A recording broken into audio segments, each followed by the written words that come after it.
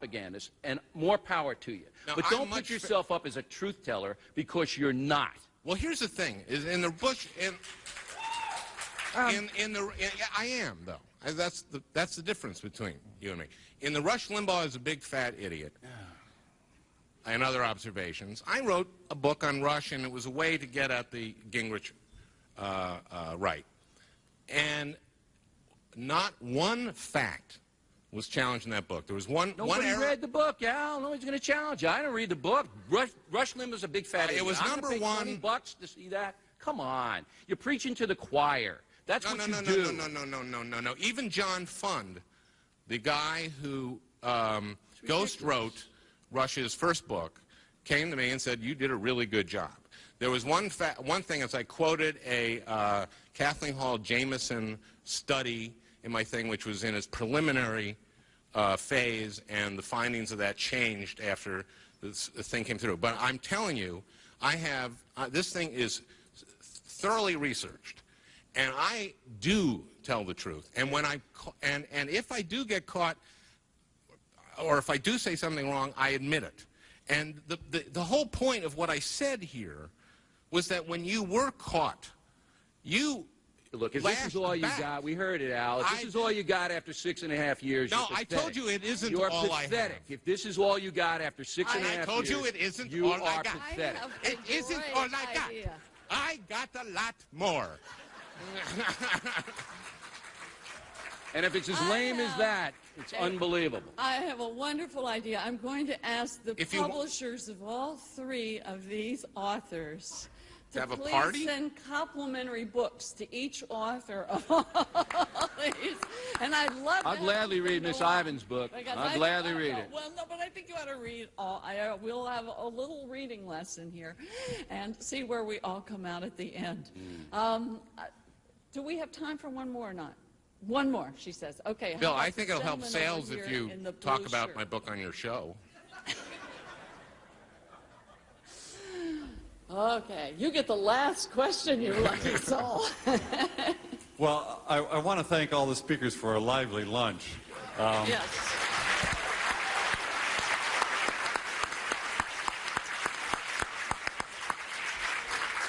You know, it strikes me that this dialogue is good entertainment. But at another level, it actually is of some concern to me for our republic. And that is the difficulty of trying to get people to come together and have an effective discourse that really, as a result of the discourse, brings people together more than spreads them apart. And I would really like to hear a brief comment from each of you of what you think might be something constructive that you might do to help a discourse that could bring the differing views in this country together versus split them further apart. I'll take that first.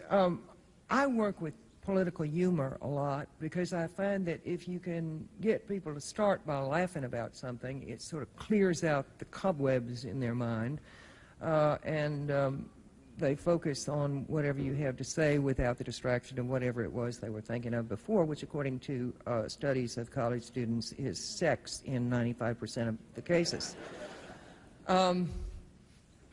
I have worried about the poisoning of the well of public discourse considerably myself. And to the extent that I'm known as a mean writer, I just want to point out that I only take shots at politicians. I realize they have wives and mothers, but no one ever held a gun to their heads and forced them to run for public office, and as far as I'm concerned, they are all in a free fire zone. Civilians, I never bother with. The meanness of political discussion today, there are lots of villains. I mean, it's not just Rush Limbaugh, and it's not just, you know, whoever you want to name. There is a nastiness about it, and I was really appalled to see Grover Norquist, who's a extremely well-known figure on the right, in what they call the movement, people who call themselves movement conservatives. And he said that their goal was to bring Washington-level vituperation and partisanship to state houses around the country. Their saying is that bipartisanship is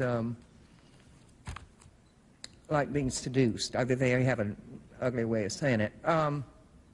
And to find somebody actually saying, you know, we want more anger, we want more, you know, hatred expressed. And when you talk to people who get so angry about politics that their faces turn red and their veins stand out on their necks and they shake their wattles like a turkey gobbler, they're just so angry about it, you know, you just want to go, most real politicians are far less passionate than that.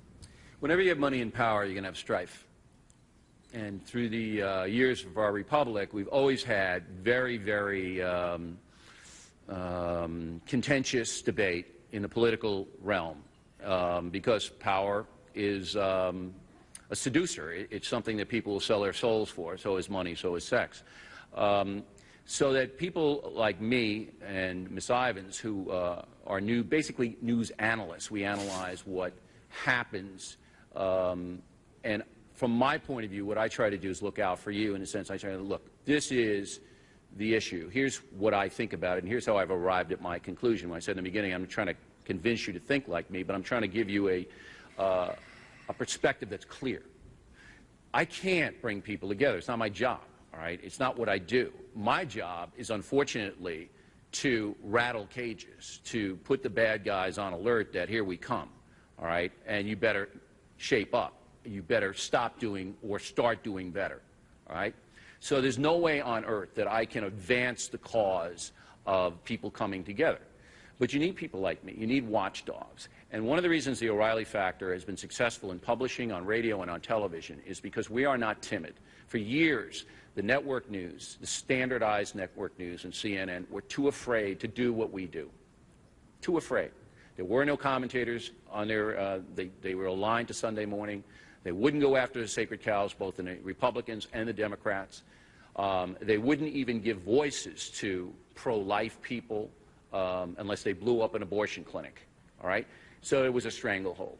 That's broken down now. It's broken down all across the board. There are as many left voices as right voices in the media. You can get NPR, you can get Rush Limbaugh, you can get what you want to get. But at my level, and I think Ms. Ivins is in print pretty much does what I do, we have to make judgments, and these judgments are harsh, and these judgments have to be sold in a way that arouses people's ire, or things will never get better. So that's what I am. I'm a watchdog, a populist watchdog. I'm looking out, trying to make everybody's life better and give you ammunition where you can fight the charlatans, you can fight the people who are hurting you. Al. I consider myself a nice guy, and I don't like vituperation, but I feel sometimes you have to stand up and fight. And I feel like there is, I think one of the reasons that Fox beats CNN, for example, is that CNN tries to play things down the middle, and there's a certain dullness to it. And there's a certain, you know, I mean, Roger Ailes invented the whoosh. I think that was a big contribution to cable. And, but I think that our voices are not heard, and I just want, and by the way, there were pro-life voices on TV before. Remember Ralph Reed? He used to get on TV every once in a while. I just believe that it is time that those of us who are liberal, I'm a DLC Democrat, but Paul Wellstone was someone I loved, but he wasn't, I disagreed with him a lot. And I like bringing people together, and I have a lot of Republican friends. I do. No, really, honest. And, but I just think that I think what I do does civilize the discourse. because I think you just have to call people on it and call people on their incivility. And if they know there are watchdogs out there who are saying, you can't say that, you can't get away with that. Al, excuse me, but the title of your book is Liar, Liar, Big Liar, and you're advancing the cause of civility? Is that what I'm getting here? Well, first of all, that's not the title of my book, but you came close. It's unbelievable, ladies and gentlemen, and I'm glad you're all here to see it.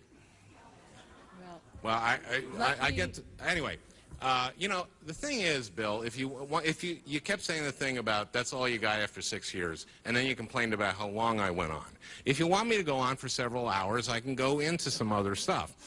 But the point is that I was trying to make is that there are people on the right, especially, who are so vituperatives, who are Grover Norquist, who said basically bipartisan, what Molly Ivins was about to say is that he said bipartisanship is date rape.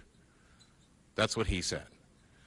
And I think that there's a place for a voice. There are voices. Molly's one of them. Molly's a great one. But there is a place to call people on things. And that's what I do. And I think that does increase civility. And the name of the book is not what you said, it's Lies and the Lying Liars Who Tell Them, a fair and balanced look at the right. And with that, ladies and gentlemen, I think it is time that we thank our authors,